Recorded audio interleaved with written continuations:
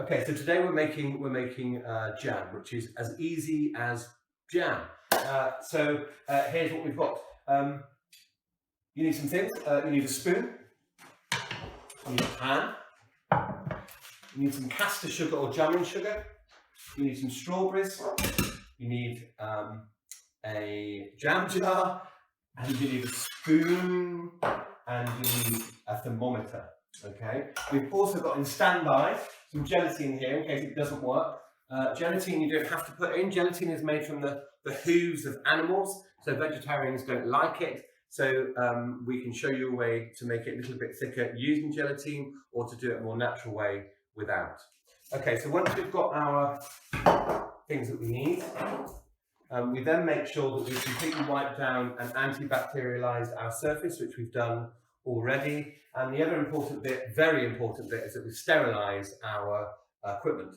So we've sterilized our pan, and most importantly, we've sterilized our jar. There's a lot of sugar in jam, and if you don't sterilize it, there are all kinds of things can happen inside this jam jar. One of them is that it might ferment, which means that if you made jam and gave it to your parents, you might make them drunk. So we want to avoid that. So we've sterilised this. The best way to sterilise it is either sterilising tablets, or an even quicker way is just boil your kettle. Boil your kettle, pour it in, and then give it a rinse out. Before you pour it in, make sure that you put a spoon in it, because if you don't put a spoon in it, the glass will crack. Okay, so what the spoon does is just take some of the heat out of it, but there's still enough heat in it to sterilise the jar. So we'll put that to one side for now. Okay, so we are going to heat this up, and when we make the jam, we're going to heat it up to a temperature of 105 or 220 degrees C. It's important that it's at that level, and there's a reason for that, because inside most fruits there are something called pectin. Pectin needs to be kind of brought alive, and it's brought alive by reaching a certain temperature, and it'll start to go thick, and that's what gives your jam its thickness, as does gelatine. So that's a tricky bit sometimes to get right, and some people put a little bit of gelatine in just to give it a bit of thickness if they can't maintain that. When you've got it to about 220, you'll just sort of leave it and bring it back down. Another thing I forgot to put in is a touch of lemon. So we do need a little bit of lemon in it. It's not so important because there's enough sugar in it to stop the fruit going brown, but usually when we're working with fruit, we always put a bit of lemon on it because it stops it from going brown. Okay, so we're going to put the hob onto quite high heat. I'm putting mine on about 9. Because we want to bring it to the boil quite quickly, and then we want it to simmer for about 40 minutes. So we're also going to need a lid, actually, which I think I've got here. All right. Okay, so the first thing you do is just when I've washed my strawberries. I'm chucking them in like that. I'm putting in a tiny bit of water, really a tiny bit, and then some sugar.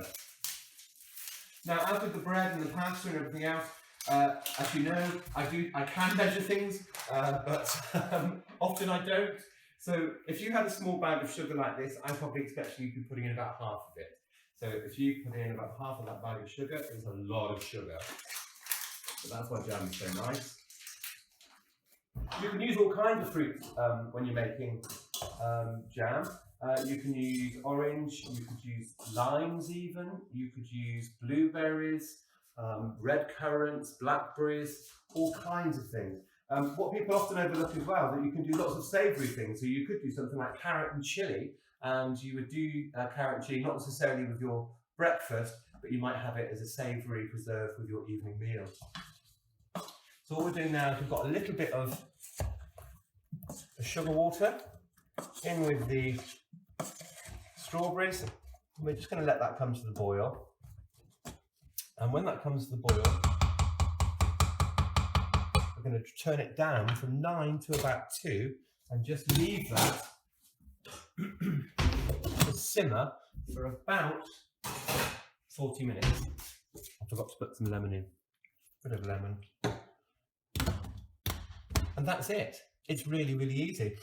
You can do things like some people do make chili jam just with strawberries. So you can add a bit of chili, if you like a bit of heat in it. You can put some chili in it, but just as a normal preserve, that's the way to do it. And that's really the basis to it. And you don't do any more than that. You have to keep some water here so that when you're watching it, if it gets a bit too thick after a while, then you just have a little bit more water and you have it to the thickness you want. The absolute thickness that you'll get, I need to make this very clear, won't come until it's sat in the fridge for about 4 or 5 hours. So it will still be runny when it's done. You'll put it into its jar and you'll put it into the fridge and it will set. So after about 4 or 5 hours, even better overnight, then you'll have lovely jam there for the morning. You can mix fruits. You don't have to keep it to one fruit. So you could do strawberry and blackberry, or you could do apple and red currant. There's all kinds of jams you can make. Okay, so that's the first bit of that. We're going to leave that now. Just leave that to simmer for 50 minutes and we'll come back and do the next part in a bit. Okay, so we're almost at the point where it's ready. I'm just going to give you a bit of an idea about what it's supposed to look like. So if you come inside here, now you can see it's all bubbling up now like this. Now this is very normal and you just need to leave that. You don't want to let it get too thick, okay?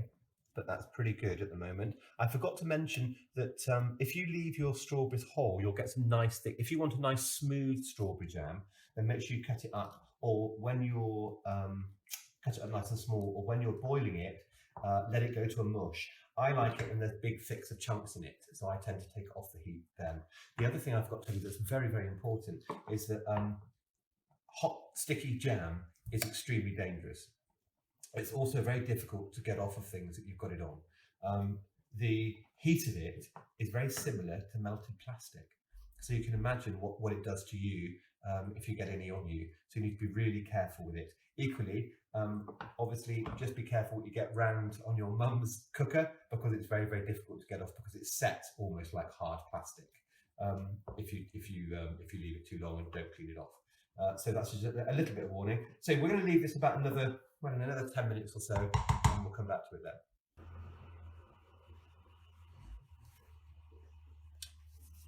Okay, so that's reaching temperature now. That's got to 220.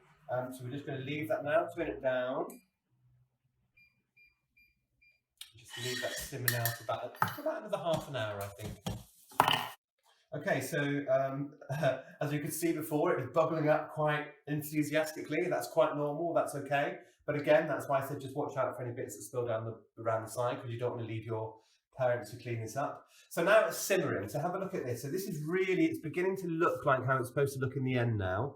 Do you see that's a lot thicker? You can see that it stopped kind of coming to the top. We've turned it down. We're just going to let that do its thing for about 20 minutes, and that'll go nice and thick, much thicker than what it is.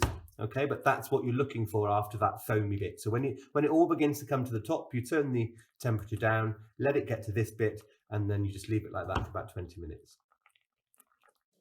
Okay, so we've left this now for about 35-40 minutes, and this is what it should look like. And you can see here that it's much thicker than it was before. There are two ways for you to know that this is done. One, when you put it up like this and you put it on the back of your spoon, you get a nice coverage on the back of your spoon of the jam. Do you see? Yeah. And then the other way to do it, to tell, is when you look inside the pan. When you start to pull it back, you can see the bottom. Do you see that? You can pull away the jam from the bottom of the pan. You wouldn't be able to do that if it was too liquidy. So that tells you that it's good. So if it's coated in the back of your spoon, and if you can pull it away and see the bottom of the pan, then you know that's ready. So that's ready. So we're going to put that to one side, and we're just going to leave that to cool for a couple of minutes. We do that really because obviously it's very hot right now, and if you get it on you, it will burn, and it will burn very harshly. So you need to leave that to cool before you put it into your jar. So we're just going to leave that for 2 or 3 minutes. Okay, so we're ready now to put this into the jar. So we're just going to pour that in. Like, ooh, it gets a bit messy, this bit. Just fill up your jam jar. Always fill it right to the top. You don't want any air in it at all.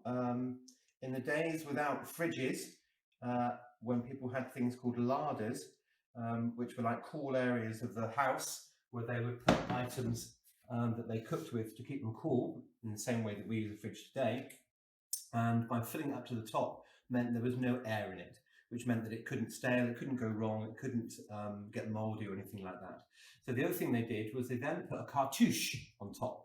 And a cartouche was traditionally made from a little bit of cloth that they've put over the top. You've probably seen it in some jam jars sometimes when you've had them as a gift, or you've seen them in gift shops. So we're going to make one of those, but we're going to make it with greaseproof paper. So you start with a small bit of square like that, and what you're going to do is you're going to fold it in half so it's like a triangle, then keep folding so that you've got something that resembles that. Okay, and then you just put that, the end of it has to be in the middle of the jam, yeah, and then you bring it slightly out from around the rim of the jam jar and you give it a tear, or actually, no, we'll probably use a pair of scissors, and then that should open to something that's just a little bit bigger than the jam jar itself. There you go. And then we'll put an elastic band on top of that, like that, and then we'll put that on top. And that is how you make jam. Okay, so that's the jam done. I'm now going to put that into the fridge. I'm going to leave that probably for about an hour just to set. But what a great gift that is. What a lovely thing to give to your mum or your dad. So we're just going to whack that into the fridge.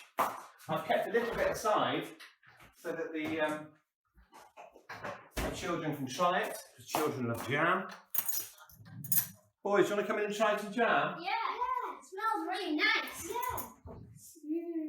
Tell me what you think. Nice. Yeah. Is that good? Yeah. Yeah.